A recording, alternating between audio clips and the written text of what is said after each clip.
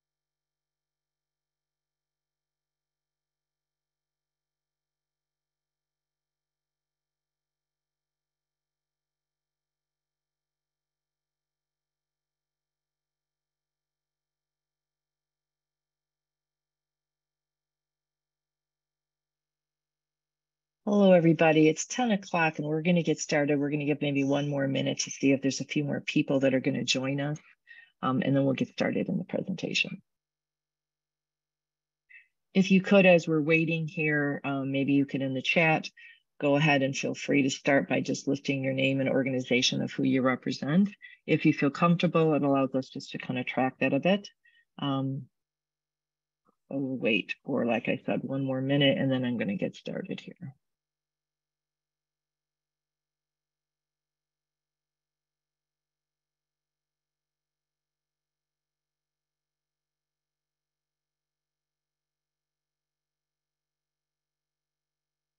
Okay, why don't we go ahead and get started? Welcome, everybody. We're so glad that you're able to join us today for this webinar. For the purposes of those who are not able to join us, we had quite a group that were registered, but some may have had conflicts in the schedule. So we are recording this presentation. Both the recording as well as the slide deck will be made available for those in person and those that could not make it today. Hello, my name is Jill Holmes, and I'm the Executive Director of the Michigan Community Service Commission. We're so glad you're here. Supporting today is also Denise Flannery from LEO, as well as Shannon Zoot. Shannon will be overseeing looking at the chat function. What we're going to ask you to do is to please remain on mute, allowing us to be able to get through things and questions. Shannon will be monitoring the chat with your questions. She would try to gather your questions together to let me know if there are some things that are bubbling to the top. We will either be answering those directly today or we will be creating the FAQs. So please feel free to, any questions you have, put in the chat, which will help guide us as we create that document. So the purpose of the webinar today is to be able to provide you the information about the Community Center and Neighborhood Initiative Grant Program. So we'll be referencing it as a Community Center grant program as we go forward. So as we move forward, Jason Alexander is a communications director and will be helping support us with a slide deck as we see here today. So this $60 million Community Center grant program that you're aware of, the funding for it came from the American Rescue Plan Act, which is through the coronavirus state and local fiscal recovery funds. So as you see the SLFRF program, or ARPA, ARPA, we just wanted to make sure that the funds come from there. It dictates and guides us with as far as what needs to be asked of you and what you need to present to be able to have this funding on the federal level. The goal of this is, as you know, the ARPA funding is to provide strong, resilient, and equitable recovery from the COVID-19. And so as a result, some of your answers to your questions will be having to demonstrate both the need as well as how this is going to help with recovery. So let's move forward. And what I'm going to start doing as far as the agenda, we'll start with an overview of the program, helping you know if you're eligible or not, because that was some of the questions that have been coming in to us at this point to understand better for yourself. And then there's a 3-step application process, and I'll be covering those 3 steps. So as we move to the slide that's going to be discussing eligible spending, as you see and as you've read, Jason is the next slide here. There we go. It can be for construction of new facilities or renovation of existing. You can acquire property from this. You can use it for planning and design. You can use it for construction and materials and equipment, and also for programming. So the beauty of this grant is that oftentimes it's not accessible to be able to do capital projects. This one allows you to, and it allows you to blend with the program efforts as well. So let's look at the next slide that provides the timeline. As you know, the RFP was announced on June 29th. The application due date, as a reminder, is August 31st at 5:00 p.m. The intention is that we will be then using the month of September and part of October to reviewing those. Depending upon the number of applications, that date may have to shift, but we're having that as a target to let people know by the 23rd if you've been funded or not. And then also your implementation of your grant begins then in the fall, either in the planning phase or already in the implementation phase. Funds must be encumbered. In other words, you need to know where you're going to be presenting those funds and what you're going to be using them for by December 31st of 24. Then everything must be expended by October of 2026. So it does give you some time, especially in construction projects, that you do not have to have everything done within that 1-year period. There is some funding that you can continue to use all the way through to October 26th. So let's move to the slide that talks about the community center definition. for this project, and know that we understand that your definition of a community center may be different, but we wanted to make sure that we had a definition for you to see if this fits for you. So a community center is a building or other place in which people can gather to receive support services, participate in social, educational, recreational, and cultural activities. As you see, that is broad on purpose. My background is there's different things I've done, but there was a time period with the 21st Century Grants, some of you may know. It was to blend that whole process of community centers, community and engagement with after school programming schools. So I understand your world as far as, because I have run and supported a community center, but I also learned from that process that it doesn't look the same in every community. So it does not mean that everybody's going to have a building. It may be the school is giving a room or their facilities, and that is your community center. So please know that it can be a museum that does that. It can be an arts center that does that. It can be a variety of different entities that act and serve as that community center, but provide services and support. So let's look at the goals on the next slide. Again, I'm not going to read these, but yet I do want to just highlight that it is raising the awareness of the vital role that you and as community centers play is very important for communities. It provides funding, like I said, for capital projects, enhanced services for you. It can support all ages. And then also please know that there is going to be a tracking component of this to make sure that we can show the measurement of the outcomes. Moving to the actual eligible applicants, please look through that checklist and see if you are there. There is an other category, as you see, and so we may not have identified specifically for you, and so it allows you to be able to check that box as well. I understand that your community may have multiple entities in this, but you will have to say who is the one that is responsible to receive the funds, and then you can still have a consortium of entities that are part of this project. The non-eligible applicants, as you see, are listed down below. But if in fact you see yourself down below as one of those applicants, it may be that you are the inspiration that helped your community to understand how they can access these funds. So we can talk about that and understand better how you might be able to serve your community. Let's move to the grant requirements. So there are some things that were put in boilerplate. And again, sometimes when you look at funding from the state or federal level, we all talk about the bureaucracy, what that feels like, but I want you to know that there are checkoff boxes that are required by either the state or federal government that we meet. So here's some of those things that need to be stated. First of all, you should be operating at no cost and open to the community. Now, I do know that part of your funding model is that probably some of your services have a fee for like a class or something. So it does not mean that every single thing that you do is free and open to the community, although it may be, but they should not be having to pay a fee to get in to access the services as a point, as far as membership. That again, may be for some of you, you may have that as a model that you have a membership fee, and we'll have to talk about that and what that means. So feel free to tuck in with us on that.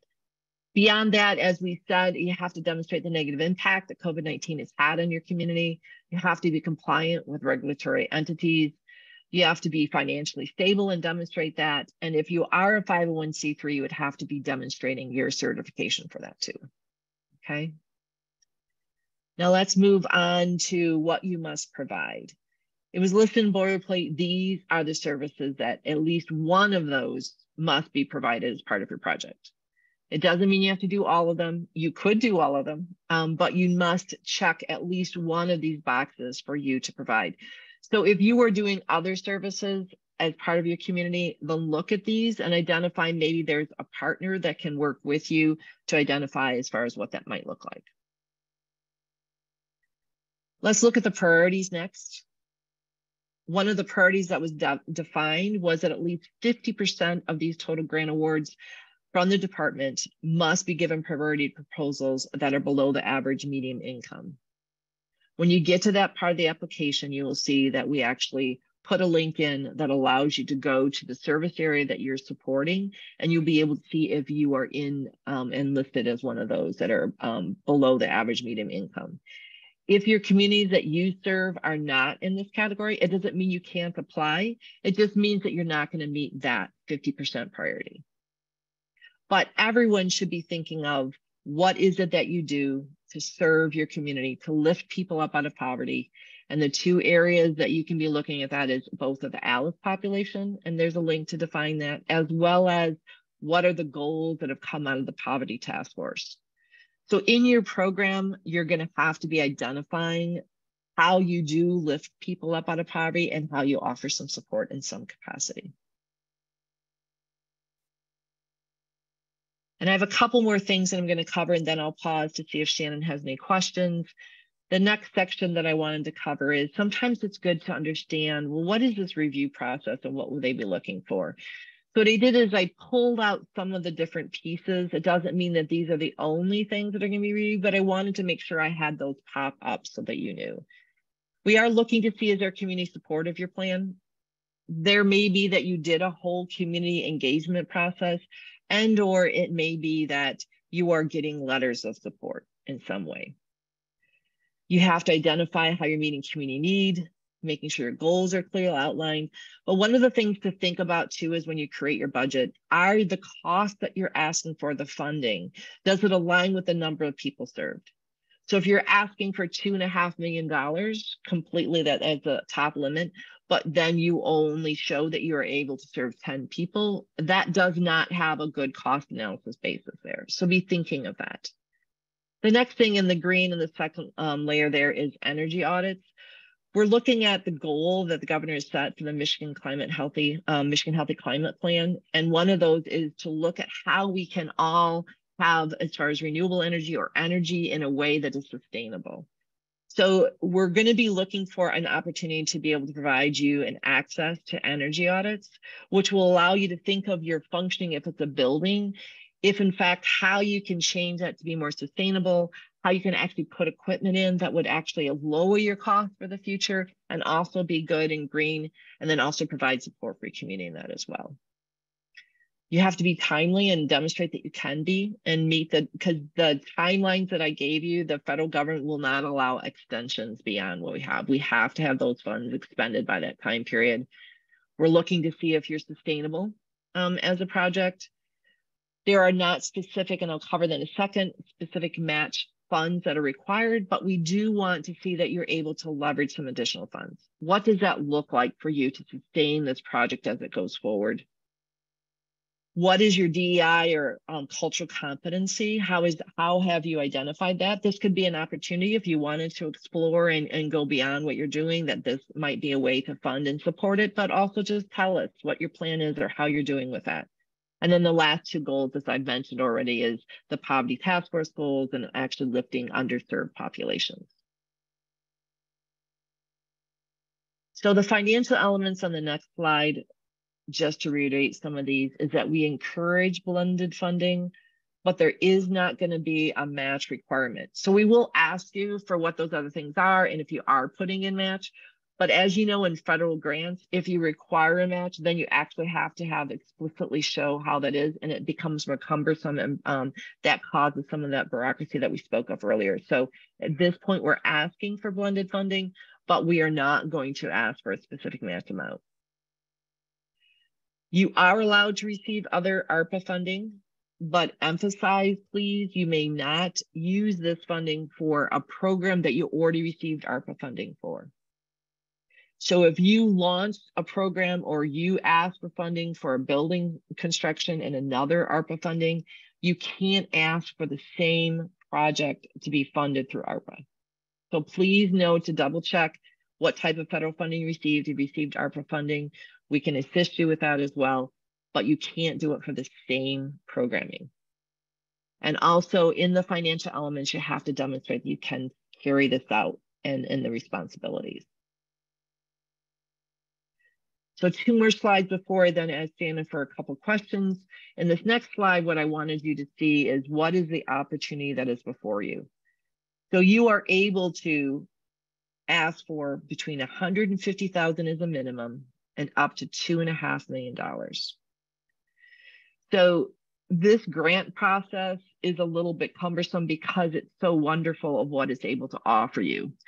So I want to clearly let you know is you can ask for a grant for just a program. And I categorize these, but it doesn't have to fit in this for your program. It could be for like youth activities, community support services. We listed a few ideas there, but please know that your program idea, it does not have to fit here. It's a program idea that helps support your community, but a minimum of $150,000. There also is that you could choose to then just do a capital grant where you want to do new construction or you want to remodel. You might even have a piece of land that you wanted to be able to put rec fields on and maybe put even a little structure like a cinder block thing to hold equipment. You can purchase land with this. You could also use this plant, which is wonderful for planning and designing your facility. So maybe your grant process is putting together the process of having community input, designing, what does that look like, and what are the costs associated with it. So to reiterate, you can have just a program grant, or you can choose just a capital grant, or you could ask for both. But no matter what, you should not ask and cannot ask for more than $2.5 million. So again, the minimum request that you should have is $150,000. We put this lower on purpose because we recognize that sometimes these grant opportunities do not feel accessible to all, and we wanted to make sure that nonprofits and organizations have the ability, even for a smaller idea of $150,000, they would have access to these funds. But then the $2.5 million, obviously, we're looking also for the construction and those other elements that can be pretty costly. So in the next slide, one of the questions you may have is, well, how much of this will go, so Jason can go to the next slide, how much of it will go to program grants and how much of it will go to the capital grants? We have set these as movable targets again, based upon the applications we receive, but we're looking at potentially about 25% of those grants could go for programming and about 75% for capital projects. But if we find that we receive more grants requests for program grants, that number is going to shift. So I'm going to pause now, Shannon, and there may be some questions that you see in the chat that you would like to ask at this point that I can cover. Yeah, so there are several questions related to eligibility. And rather than go through each of the circumstances individually, what is the best way, would you say, to determine eligibility and or to get a specific answer to an individual organization's eligibility to apply? So the first step would be there are going to be check boxes. So when I go through the application process, you're going to see that there's 3 phases. The first phase is that about identifying eligibility and looking to see if you're eligible. So as I go through that, let's see if it answers your question. But then individually, if you're not quite sure, feel free to, there's an email address that's going to be listed on the last slide that you're going to be able to email us and ask us, and we will let you know if you fit in that or how you can maybe partner with other organizations to be eligible. Anything else, Shannon? Yeah, so if a organization has a membership fee, but the services and programming that they would provide with this grant would be free, is that allowable? We're going to talk case by case on that Okay. one. That was one of the things that was difficult because it was put in boilerplate that it had to be free and accessible to the community. So yes, the programming is free. We'd have to talk about how, is it only your members that have to pay the fee that can access it? Or is in fact, are you providing this to the community for free and others even besides your members that can access it? So again, that will be a great question for us to work out with you to identify how you can do it. But my recommendation would be thinking about how you make it accessible to others that do not have to pay your membership fee. Okay. And then I think you answered this, but I just want to be clear for everybody. If an organization wanted to apply for a programming and capital funds, is that all done in one application, or do they submit 2 separate? Yeah, so what you'll see as I go through the application process is to assist you with not having to create and write 2 grants with the exact same information. We divided the basic information up that everybody has to complete in the first step. And then the next piece is, if you do want both, you will fill out the section for the capital grant and you will fill out the section for the program grant. So the answer is, if you do want both, you will check a box for both, and you'll have to answer all of the questions that you see in the application. If you only want one of those, you do not have to answer the questions that are specific for programming or specific to capital. Anything else, Shannon? And then I'll move on. Yep, last one, and then I'll read the ones that are coming in right now. How is funding distributed? Is it a cost reimbursement grant? It is a cost reimbursement, yes. Okay. All right. Good I'll question. catch up on the questions that came in recently while you continue. Okay, thank you. So let's now start going to that application process, and I'm going to go through as far as an overview with you. So the very first thing that you need to do, and moving to the next slide, Jason, is there are some things that you are required that you do before you start your application. Those of you that have done federal and state funding before already know this and are probably already registered, but for some, this may be new. And so what I want to tell everybody is this first step will be important for you as you proceed on and look for other funding opportunities. So the federal system requirements are that you have to have a SAM, which is a system for award management number. So you have to register with the federal government, and you also have to, as part of that process, have a unique entity identifier number. On the application, it will ask for both of these. Beyond that is the employer identification number. So if you're a charity or nonprofit that you and entity, you do have to have the EIN number. So these are the federal requirements that you'll be listing then on the grant. Next, for the state, if you move forward, Jason. The state ones is to be seed funding. So this is, as the question was asked, a cost reimbursement grant. But to do that through the state, then you have to be registered in their system called SGMA. So we've listed here that process. And so you need to be in that system in the vendor self-service. And there's an explanation of how to do that. And then the last thing that you'll be doing for the state is this application process will be online through a system called eGrams. It's an application platform that we will be covering. So moving to the next slide, Jason. I just wanted to cover the eGrams registration process. So there's a link there. You go, you get your user profile. There's an associated with Leo as far as with this grant program that we have. You're going to find your application and click on it. Before you start filling out the application, I highly, highly, highly recommend that you use the Word document that we're providing. It gives you every one of the questions that you can see, and you can type those answers on a Word document. So when you get to the online application, you can actually just be cutting and pasting and putting them in. I have seen that some people have already gotten in and started to put some things in, which is really helpful for us to see the responses in there. So I've adjusted things to tighten it just a bit. It's the same information, but it's hopefully making the user experience just a little bit better. At the end of all that, you should then have everything submitted, as we said, by 5 p.m. on August 31st. So I'm going to now start with step 1 and step 2 of the application process as we move forward, Jason. So in step 1 on this next slide, this is pretty basic information. Now, remember what I said is if you're looking for both a capital and a program grant or one of these, this step 1 and 2, every one of you must complete. So in step 1, we're looking to see, are you able to identify that you meet the basic criteria? So the application information is what's asked for there, the type of organization, the ID numbers I just talked about. There's a section in there that asks for the project name. It self-populates the community center grant program. I would like you to identify, what do you want to call your project?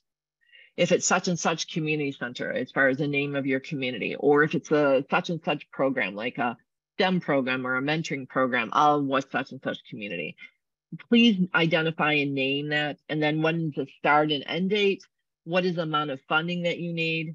We're asking for the contact information for those of you that are filling out the application itself, but we also want to make sure that if the CEO is not the one filling out, the CEO is listed, and also your financial officer is listed in there too. So as far as the demographics, it's drop-down boxes, which is what counties you serve, what your legislators are, both state and federal. And then the eligibility information, there are check boxes here that you have to be able to provide, such as, do you meet these requirements? When you first start the eligibility information, it gives an overview of the grant. At the very bottom, there's a checkbox there, which is very simple, that just says that you acknowledge that you know where the resources are and understand the grant program. And then you'll be listing this information that you see here.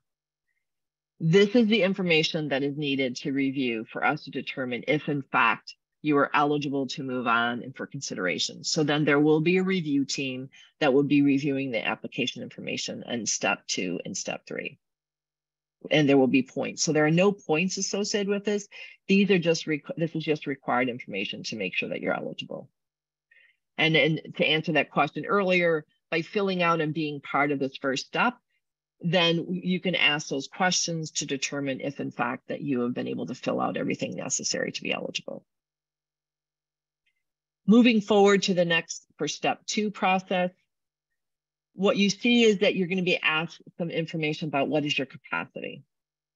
So to help you understand the point value, because sometimes in applications we're not quite sure of what that is, we tried to list some general point values that the reviewers will be looking at. So in the beginning, it's your whole background information. There is a question on E there that asks about workforce development programming. This is a point that is very helpful for us to know because of the LEO, the Labor and Economic Opportunity, but it's not that you have to have workforce development programming, but we would like you to identify it. What are the staff roles and the team that will be supporting it? Do you have the systems in place for compliance? Please make sure, I always say in grants, right to the test. So you need to make sure that you state, not just say, we will monitor, but you have to actually state and that you have the monitoring, oversight, and mitigating risk, and give us some language as far as how you're able to do so. And then the following thing is how do you collect your data? So your outcomes of your project are going to be the number of people served and what you're doing and the program efforts, or the building you're creating and the number of people served, et cetera. So please list how you're doing your data collection and what that plan will look like. Moving to the next step, a next part of this step 2 is community need. So again, this is very critical because we must demonstrate that you have a project that is meeting the need of the community as it's the negative impact from COVID-19 and the economic need, and then also your impact there. So geographically, the goal and the hope is that this will be representational of our whole state. And so we are going to be looking at the geographic location and also the beneficiaries that you're serving, as I was talking about, of how to lift people up out of poverty. And then also we're looking to say, do you have partners? How are you working in partnership with others? And what does that stakeholder input look like? And the last thing in this step 2, and then I'm going to pause and see, Shannon, if there's any questions we need to answer right now. But the last piece that you'll find in step 2 is going to ask you at this point, so Jason, go to the next one, is, are you planning to apply for the capital grants or the program grant? If you're planning to do both, you simply are going to check both boxes. So Shannon, are there any other questions? Because the next phase of this presentation will be, I'll be getting into the details of what are the questions and what are we looking for both a program grant and then also for the capital grant. So Shannon, are there any questions at this time? Yeah, I'll give you a few. If you think you'll answer any of these coming up, we can wait. But so if an organization received ARP funding for capital, but they want to apply for this for the programming piece, is that okay? You said earlier that if you're receiving other ARP funds for the same project, that's not allowable, but if one is for capital and one is for programming, is that allowable? Yes, okay. We have to show the distinction. So again, you will have to show it. And if you have any questions about that, we'll have to make sure it's very clear, but we have to show how this is different than the capital project. So it is okay for you to do a program, even though you've received something for capital. Okay. If an organization has multiple addresses or locations in the address section, should they just put their primary location and then indicate elsewhere that they have multiple locations? Okay. Yes, that would be great. Okay. And then lastly, is the request an all or nothing situation, or will you potentially award a portion of what was requested in the application? Yes, we anticipate that the interest is high in this grant, just to let you know. And for that reason, yes, we want to make sure that we're supporting as many communities and ideas and programs as we can. And so we do anticipate that it won't be an all or nothing. In fact, that it might be a good question. And so we'll make sure that we note that there can be another section that you can add. If you received a part of these funds, would you be able to complete it? So we will work with those programs to see if in fact that they can, if they're awarded less than what was asked, if they can still fulfill that grant. So. Okay. And just a reminder to everybody, if you have specific questions about your eligibility or your project's eligibility, we put an email address in the chat, and I'll put it in there again so it doesn't get buried, and you can send those questions there. Okay. And then we will work with you so that you can identify what that looks like for you. Okay. So what I'm doing right now is a program grant is, as far as the requirements of it and what is needed, as you might anticipate, are not quite as cumbersome of details as the capital grant. So I'm going to start with the program grant, but then the application, I believe the first one that comes up is the capital grant. So let's review the program grant right now. And so this is step 3. So think about 3 steps of the application. Step 1, remember, was the eligibility. Basic information about your organization. Have you been able to check the boxes that you are eligible for those things?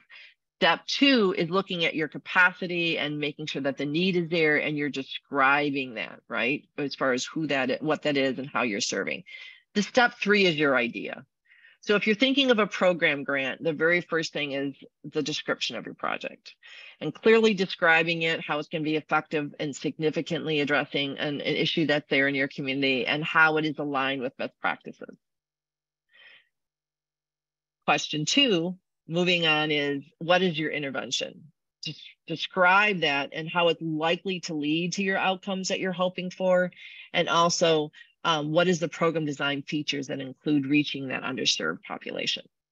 So you'll see that there are questions that will continue to go through, but we want to make sure that there's clear of identifying the specific program of how this is going to be able to meet that need. Oh, Jason, are you on? I was already on the next slide, if you could. So that was the program description. Go ahead and the next slide, the program intervention. How will you help? And so moving on to the next slide, Jason. There you go. Thank you for catching up. So sorry about that, everyone. And so the third slide is the community impact and beneficiaries. So what are your goals and how does it meet this community? So you're going to go into a little bit more detail about that and why this is appropriate for your community and how it's tailored to meet those needs. And again, how you're supporting as far as those beneficiaries that we've talked about. There are different beneficiaries, but some of those might be those that are lifted out of poverty as well. And then moving forward to the next question is, see here, yes, the program blueprint. So in this one is you're going to think of what are your different objectives, what are the activities that you're going to do, and then who's responsible for doing that, and your timeline and the range from when to when, and what are your outcomes and your measurements. So it's a chart is what this is. So you've already defined what you want to do. You've been able to give a narrative. You've been able to say who, you're going to say how you got there. And now it's giving your plan, right? As far as identifying the objectives. This will be then obviously going along with your data plan, collection plan, because you're saying what your outcomes are. You're saying how you're going to measure and collect that data. So that's what the blueprint is. And then moving next, Jason, is because it's a program, people need to know about it. And so how you make sure that the community knows this program is accessible to them, and what is your marketing communication plan? How will you go about doing that? There are some elements when you get to budget that you'll see that there is an ability for you to ask for funding for this. So you can't be putting something in the budget for the first time without identifying it. So always be thinking about this is, are you able to, and have you been able to put in your descriptions something that cross-references with your budget? So let's move to sustainability, Jason.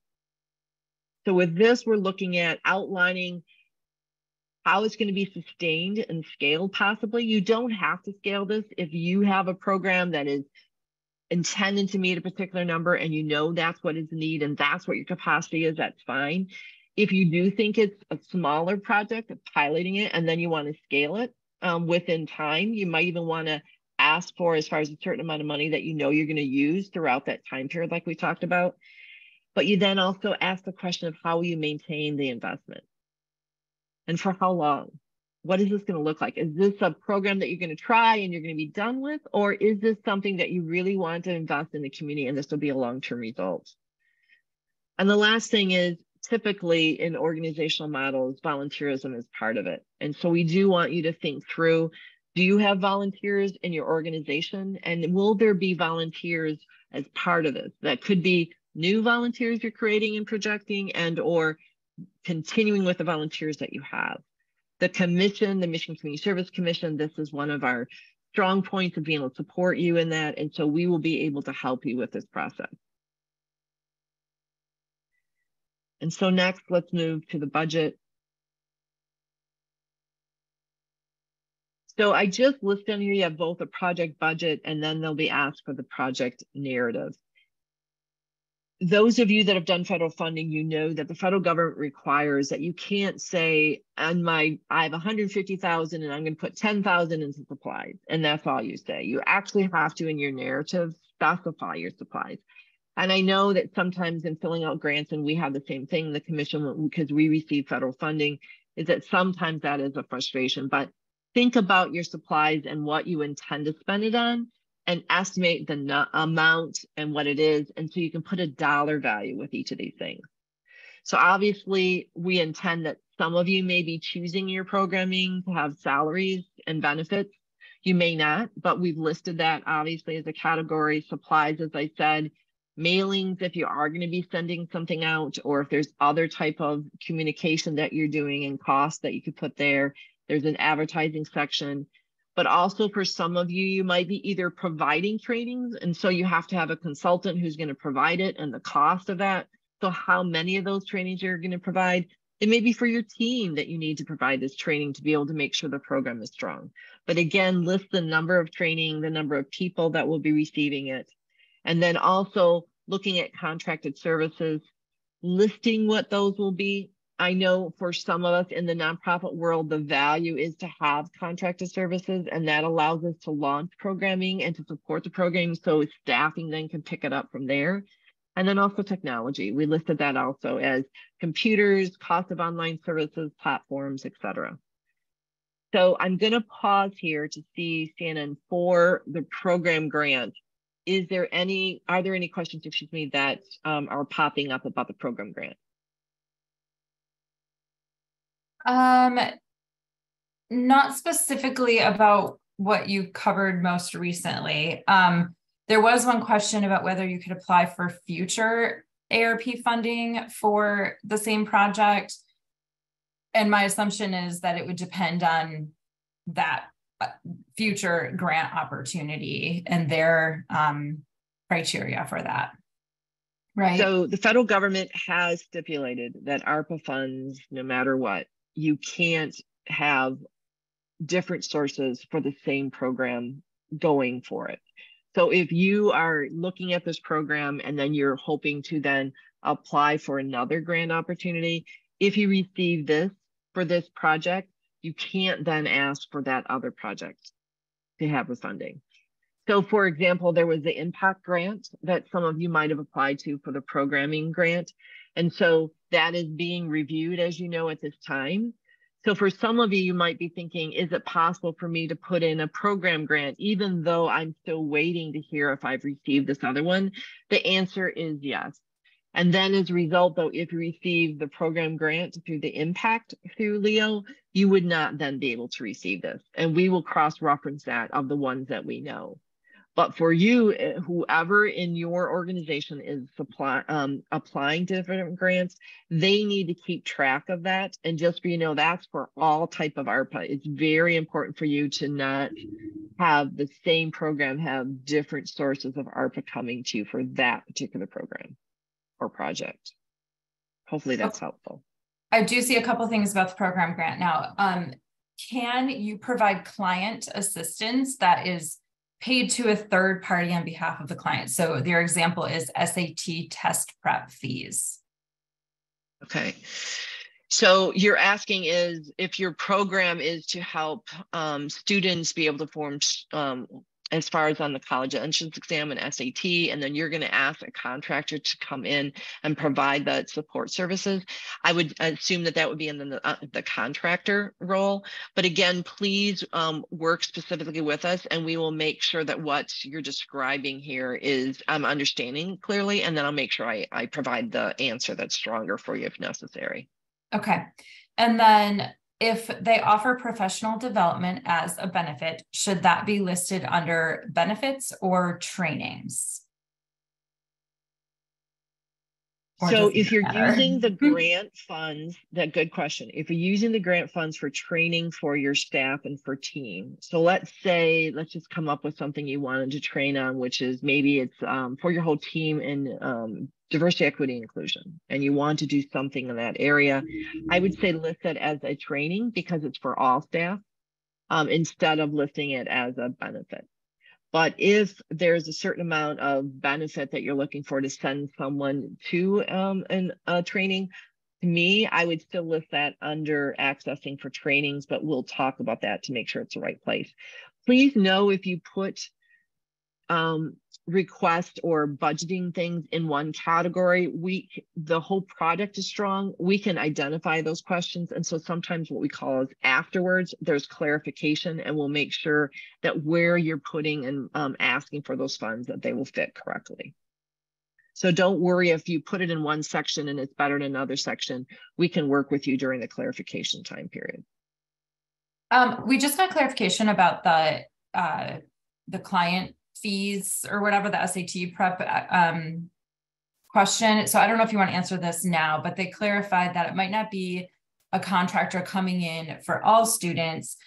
Students may use different third-party sites, and the program would pay for those fees. So basically, they're going online and using some kind of test prep site, or maybe, a person, can they use grant funds to pay for those fees?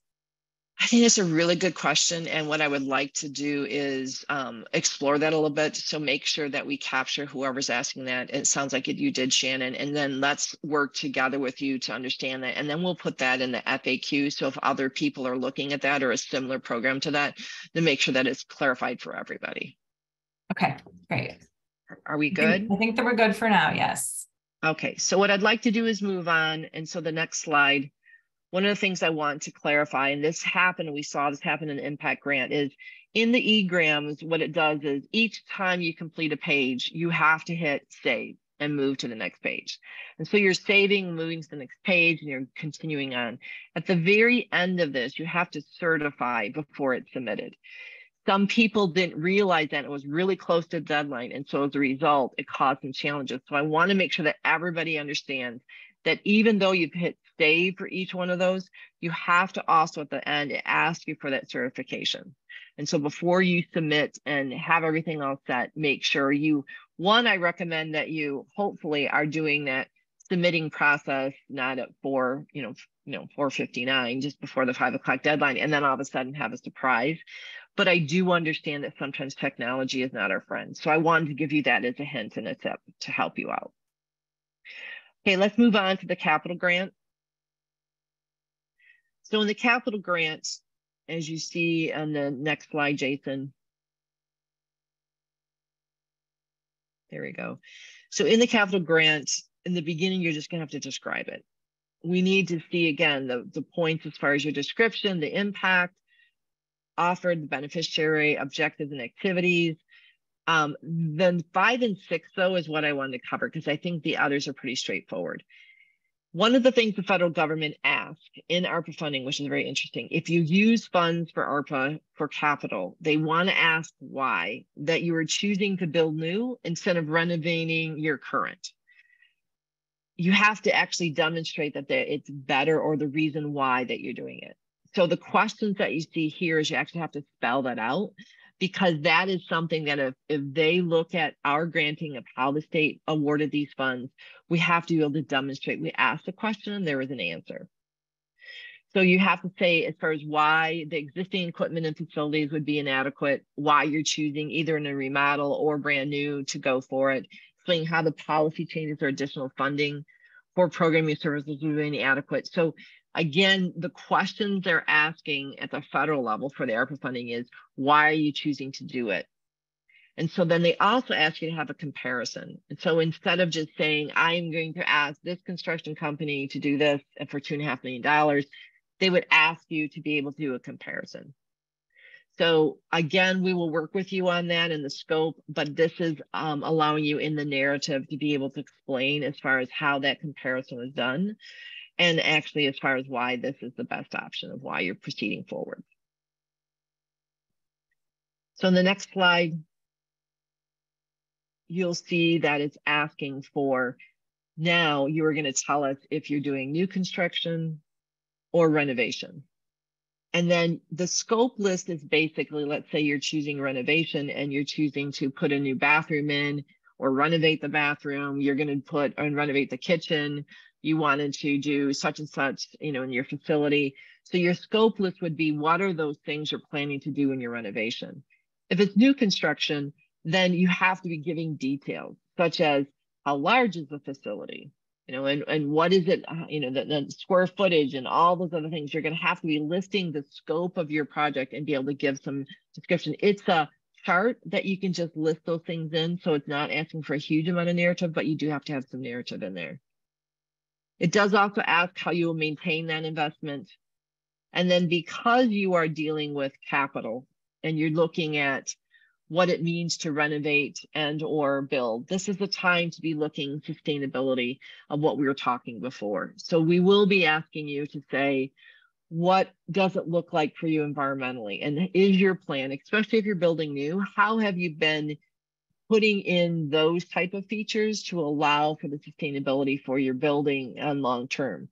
For those that are renovating it, this is really an opportunity to explore. And again, we're going to do our best to provide as much information as we can. But what are those options for you to have energy efficient equipment in your facility?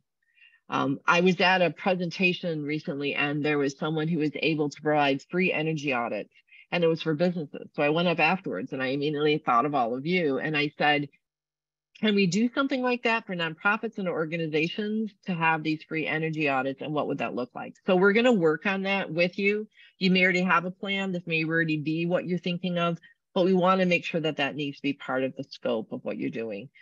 In addition to that, we do ask also if your facility is going to be there. We anticipate that you're also going to be needing volunteers to be doing it.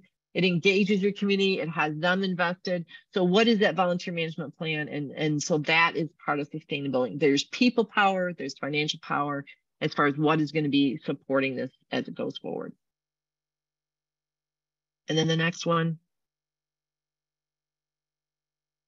So now you're getting into clarity of scope. And to be honest with you, this is only 4 points because it's specific things that you're saying, such as what are your target dates for your project?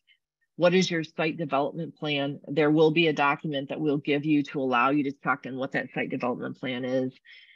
You have to have a licensed architect or a licensed someone to be able to present as far as how you're handling this project. And so it's listed in there. And who is it that, if you've already selected them, or what is the process for having this architect to be chosen? Do you have environmental contamination or not as part of it?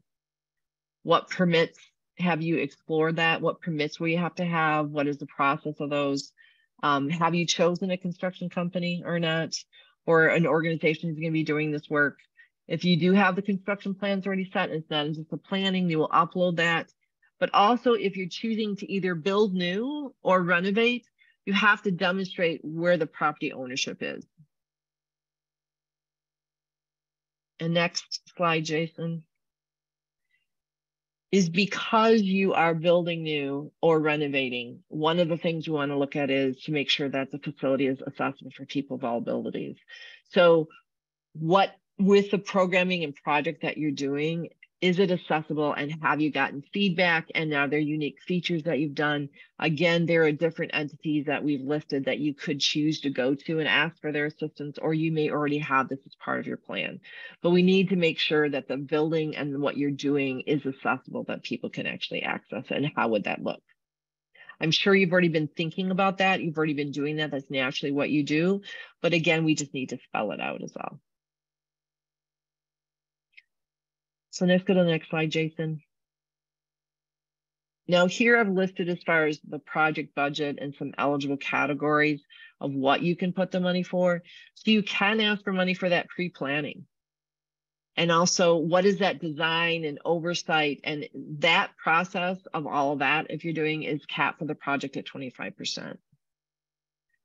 And then there's the construction activities directly related to it. What does that cost? What is the equipment? The programming, and this is what I want to clarify here, is when it's listing programming, if you're only doing a capital project, is what are the events and instruction activities associated with the activities for the site to launch it, to be able to have people accessible. It's not that in addition you want to have a mentoring program. That would be underneath a program grant. This is, you can have programming funding enlisted in your budget specifically for the launching of this facility. We've listed that you can use administration costs, but it has to be capped at 5%. We have put indirect and overhead, but typically in a capital project, that's not typically what we do, but we have listed it, and you would use your NCRA or de minimis rate of 10%. And then once again, in your budget narrative, you have to go, like I've already explained in the program, when you have to actually say how it's cost effective to make sure it's directly associated, like what are those costs for, and spelling it out. And make sure that, the last part is making sure the budget is not the first time that the reviewers have seen what it is that you're doing. And that's the same for the other grant as well. And then ending with the next slide, and then we'll go to questions, is a reminder once again to make sure that if you're doing just a capital grant, that you certify before you submit. So Jason, let's go to the last slide, which provides contact information. But I also want to find out if, in fact, Shannon has any other questions that have come up that we need to answer. Yeah, so lots of good questions. I'll try to ask some of them here. So if we receive and accept Michigan relief funds from M&A, can we still receive these funds, since this would be for a specific project and the relief funds are for general operating? Yes, yes. So that's a good example of how you had ARPA dollars to be able to have, because that was there to support you as an organization, your sustainability, what happened to you. But now this would be for a specific program or project. So those are two separate things. So thank you for asking questions. A good example. Okay, so related to the capital projects, are comparison bids required, or can an independent cost estimate be used to request the capital grant? Yeah, good question. Because if you are going with a brand new construction, I would anticipate that you're not going to just get one bid. And so we are asking and requiring that you have more than one bid, because the federal government requires that process, that you did look at and finding the best project. And so what your bid is. If you're looking to do renovation, that may not be as much, but yet you still would have to we would have to identify why you're not getting a comparison bid. So anyone who's thinking of that, please, let's talk through that and make sure that it fits the federal guidelines for that. Do you think for requesting the grant, they could use an estimate and then get bids later? Yes. Okay. Because one of the things that you could choose to do is, which is wonderful, is you can actually be using this as you're going to be doing your planning, and you need to have a contractor or consultant or an architect help you in that planning phase and get community input. And then you're going to get your estimate, et cetera. So you're going to have, to your point, if that's what you're saying, some general requests. And if you're using this as a planning and you need that time to plan before you can get your specific amounts, but we will have to have some type of an estimate to know what the full project will be. So if you're asking for $1 million and part of that's for planning, if you're thinking that it's going to cost, and where did those numbers come from is what we'll have to have. So let's again work on that, and so we can help you. Okay. How detailed does the site development plan need to be? So if they're just at the beginning of the concept for their build, how much detail would you want in the application? So again, the way you write your grant, it sounds to me like if that's the case, if you're in the beginning, you're going to be using some of your grant funds for the planning, just like I described. And so as a result, we would anticipate your detail not to be as explicit. So that's why you remember on that one section, there was only 4 points for it. So you're going to upload if you have those real detailed things, but you should upload something of a just general schematic of what you're planning to do, but you want to have more input and also the contractor to be able to help you to be able to design it. So your grant has to be written from that planning perspective more than here it is, here's our plan, we're all ready to go, and this is the cost. So it's just a different way that you're going to write the grant. So good question. Okay, I don't know if you'll know the answer to these now, and we can answer them later if you don't, but will construction be required to use prevailing wages? Yes. At this point, it's written, I believe that it does. I'm double checking on that. So I'm really glad you asked that question as well. Is something I will put in the FAQ. I'm checking with, we have a guidance of this for the state to make sure that we're meeting all the federal regulations. And that is one that typically in construction that you have to do and have to list. So I will make sure that I identify that. I'm waiting for that answer right now to make sure. Great. And then is site control required before submitting the application? And if yes, does a purchase agreement meet the requirement? I believe a purchase agreement would meet the requirement because obviously if you're looking to purchase land and you can't already have purchased it if you don't know if you have the money in the grant. So to your point, if you're looking at land and acquiring the land and what that looks like, I think that's really important to make sure that it's part of the project. But to your point, you can't purchase it without the money. So. Okay, and then just a couple questions that I think go back to the program grant, if that's okay. Can funds be allocated for strategic planning and other staff trainings? Yes, but there has to be a benefit analysis that happens with that. So if you're doing it, what will the service and result be? The number of people served. So I would say you have to combine that with an actual project that is meeting a need. So I do agree with you. I think strategic planning is a positive element that you could do, but please tie that with one program and project that you would then actually do in meeting a need that for people, for their services as well. Okay, and then can funds be used for pilot programs? Yes. Okay, and then can funds be used for expansion of the organization into other counties? Yes. Okay. Those are all good ideas of how these funds could be used to meet needs. So I think that's great. Those are good questions. Okay, so there's a lot more questions. I just want to acknowledge that. We've been capturing all of them, and we'll work on answers to put into an FAQ. And then any questions that aren't answered or that you would like some clarity on, use the email address. Especially, I didn't include a lot of questions that had really specific to their organization details. So those can be answered through the email address. So anything else? I know we got 1 minute left, Jenna. So anything else you want to say?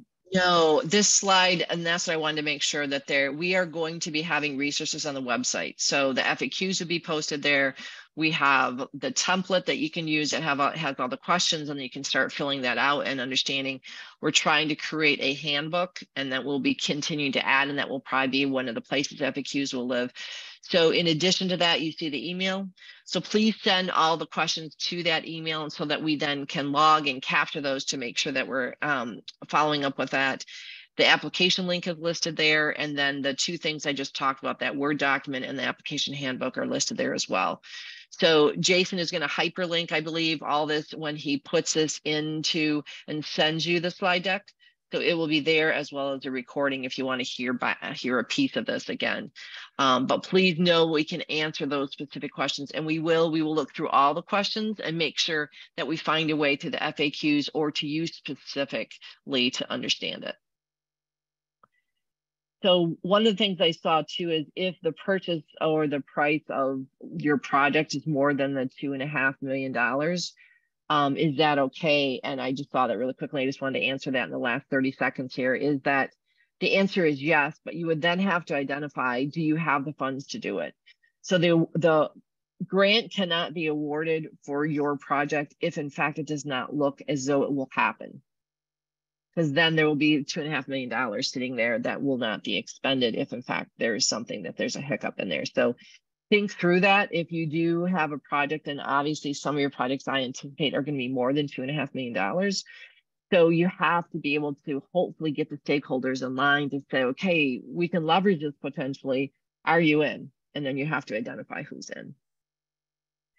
Well, I can't thank you enough, everyone, for joining us today. Hopefully this has helped answer some of the questions. And I do understand that there will be more questions, and I want to make sure, as Shannon said, we will look through every question. We will make sure that they're answered, and we'll reach out to you, and you do have an opportunity to reach out to us as well. So thank you so much, and we will work together in the next 2 months to be able to process your applications to help support you to be able to get this done. Thank you, everybody. Have a good day.